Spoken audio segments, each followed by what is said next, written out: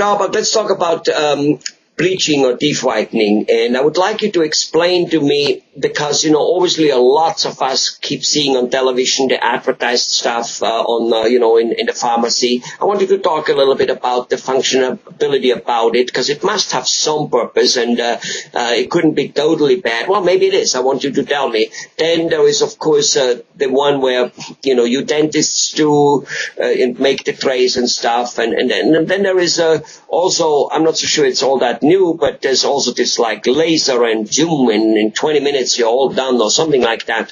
So tell us about all those processes of whitening or bleaching one's teeth. You got it. All right, Helmut. Basically, the products that work are the ones that break down into hydrogen peroxide, which then breaks down into water with an extra oxygen molecule that will lighten the teeth. So it has to do with how long it's on the teeth and how high the strength of the solution is to how fast you'll get the results. So probably mouth rinses and toothpaste that aren't on very long you won't see really any results.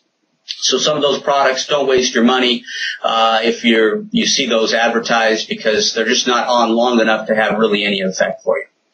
But the other ones, whether we make a tray or you put a strip on your teeth or you come in and have the laser or the zoom attack that solution to allow it to work, those will work well.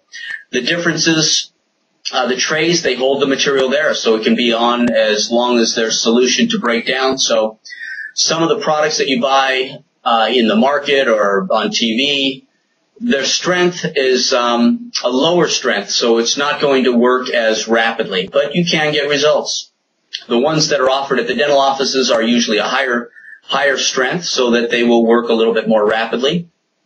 The difference in the strength just probably has to do because there's a professional overseeing it, and the FDA doesn't want too high of a strength out to the general public without somebody overseeing it.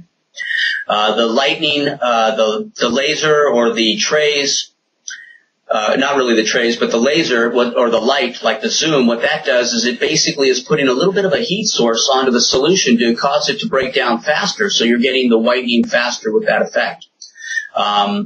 And I don't know that it's quite 20 minutes, but it could be about an hour where you come in and you put the solution on. What happens is you put the solution on, you activate it with the light or the laser, then you rinse that solution off because it's been used, you put a new solution on. So you do that maybe 2, 3, 4 times in one visit, and you can get 3-4 weeks of whitening done in an hour instead of having to wear the trays for 3 or 4 weeks. So that's how they work. And we offer all types here. Got it. So if a person doesn't mind wearing the tray in the evening while being at home, watching TV, going to bed, and even at night maybe, I don't know, you tell me, then he's just fine with those trays, because in the end it looks to me like that the procedure, the process of what's happening to whitening them is really the same. It's just more speeded up or slower, and you need to pay the price by having that tray in your mouth longer. But if that doesn't bother you, go ahead and do that, and within a few weeks you have kind of the teeth you want. And I suppose depends on how wide you want them to get. You just keep them in longer. That's kind of the idea. I'm sure there's a limit to it, but yeah, that's the idea. There is a limit, just like people tan, and you get to a point where you're tan and you're not going to really get any darker, even if you go to the tanning salon. The teeth will continue to lighten up until they're fairly light, and then you're not going to get too much more, but you want to touch it up. Things will cause the teeth to darken. Any of your dark-colored drinks, any smoking habits, which I don't recommend, but those things will darken the teeth, so you want to keep touching them up. Actually, at our office, when we do the whitening with the zoom or the laser, what we do recommend is they get the trays so that they can do the touch-ups, every few months to wear them for a couple of days, just to make sure everything stays white for them. Got it. So that brings me to a question. I think you answered it, but,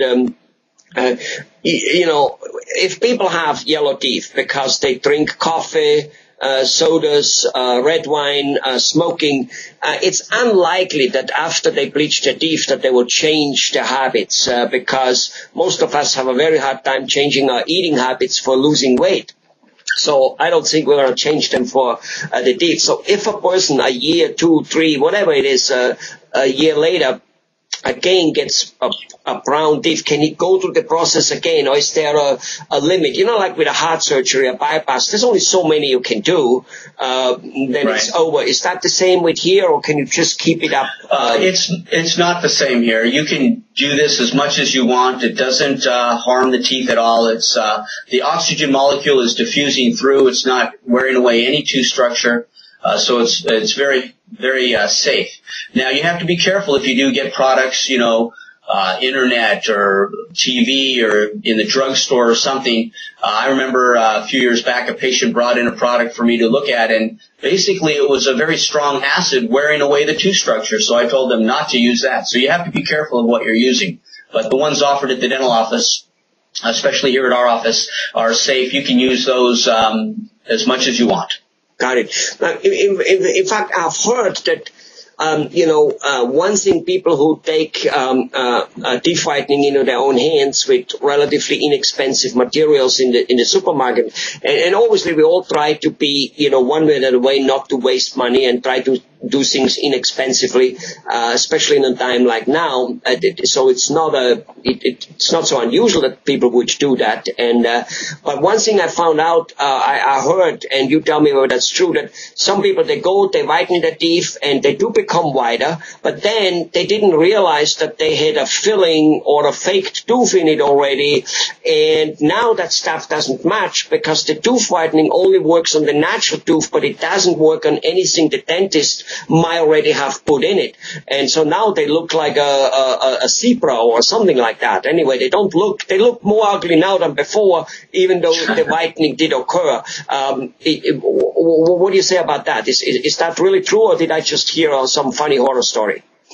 No, that is true. The whitening solution will not work on any of the porcelain materials, or for that matter, any of the tooth-colored filling plastic type materials. So what you want to do is, whiten your teeth to the level you want, and then you have to replace those restorations so that everything will match that. If in the beginning you don't want to go through that stage, you can replace the fillings a couple of times, replace them, and then whiten your teeth with something to match that, and then fine-tune it at the end and replace the fillings. Got it. So obviously a dentist is needed there, and it probably, even if you do go to the to the pharmacy, to the CVS, whatever they're called, probably before you do that, visiting a dentist and say, look, do I have stuff in there which simply will then not whiten and I look even worse, and et cetera, and get the advice would probably be a good thing to do, right? Yeah, that's a very good point. Whether you do the products from the office or from a pharmacy or something, you should have the dentist look at it. And the reason is that when you're putting this solution in, it can make the teeth more sensitive. So you'd want to be aware of that ahead of time. If you have any root areas that are showing, or if you have cavities, or if you have fillings or crowns that the edges are breaking down and leaking, this solution can make the teeth a little more sensitive there. So you should see your dentist before, so that you're aware of any of these issues, and then they can help you figure out how to address them. Right. So certain things might simply have to be fixed, restored, and brought up to par before you engage in any treatment. Of course, if you do it in the office, you would obviously do that. But even if the person then decides to go outside, he's still got to have those things first. Otherwise he runs around having all of a sudden hypersensitive teeth and all that stuff. Well, thank you very much. It's all very informative. It's all a whole bunch of stuff in it which most of us don't think about it all the time. Thank you.